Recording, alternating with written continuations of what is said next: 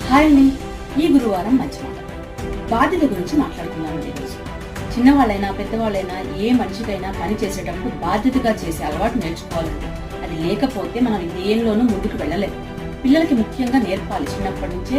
ఏ పనైనా మొదలు పెట్టేటప్పుడు చిన్నదైనా పెద్దదైనా ఆ పని చేసి ఇంకొక పనికి వెళ్ళాలమ్మా, బాధ్యతగా ఉండాలి, అది కష్టమున్నా నష్టమున్నా అని చెప్తూ అలవాటు చేయాలి.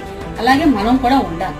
ఎప్పుడైనా మనం అలా లేకుండా బాధ్యత లేకుండా ఏముందిలే రేపు చేసుకోవచ్చులే అని మీరు నిర్లక్ష్యం చేశారు అంటే ఆ పని అక్కడ ఆగిపోతుంది. అలాగే మీరు ముందుకు వెళ్ళడానికి చాలా తక్కువగా అవకాశాలన్నీ వస్తాయండి. అంటే మనం విజయాలు సాధించాలంటే మనం క్రమశిక్షణ, బద్ధకం లేకుండా బాధ్యతగా మనం అలవాటు చేసుకున్నామంటే ఏదైనా చాలా బ్యాలెన్స్డ్ గా చాలా లైఫ్ అనేది ముందుకు వెళ్తుంది. ఎప్పుడైనా విజయాలు రావాలన్నా గొప్ప స్థాయికి రావాలన్నా మనం చేసేది క్రమశిక్షణ, ప్లానింగ్, బాధ్యతగా ఉండడం. ఉండనా మరి? నెక్స్ట్ వారం మరో మంచి మాటతో కలుస్తాం. మీ యాక్టివ్ శ్రీదేవి.